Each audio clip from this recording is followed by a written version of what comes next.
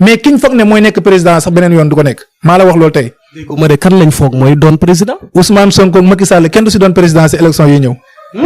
ku dul fen man moo ma wax bu ma génnee xalwa yàggul yàlla xam na ko barke Cheikh Tidiane du ma fen. da nga koo gis.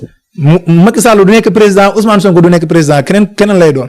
yaa ngi wax lu neex te dégg nag fii ñu. Macky Sall du nekk président Ousmane Sonko du nekk président Ousmane Sonko mi coow nii. yàlla xam na du nekk président. luy xew ba du ko doon. du ko doon dara du xew du ko doon.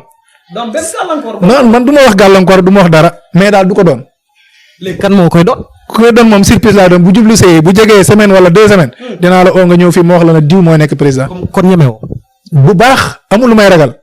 kon junjël boobu. su ma ko waxee nit ñi dootuñ politique. léegi junjël. déedéet boo waxee nit ñi dootuñ politique xam nga ki nekk président fu mu toll nii sa gars yi ñu bëri wan kii ànduñu ak moom dañ ko wan ginnaaw. yàlla xam na ko. mu ngi ci réew mi. mi ci réew mi. ñu bëri dañ ko wan ginnaaw ñu bëri lijjantuwuñ ko sax. wallaahi ñu bëri lijjantuwuñ ko. kon doy na waar mu ngoog.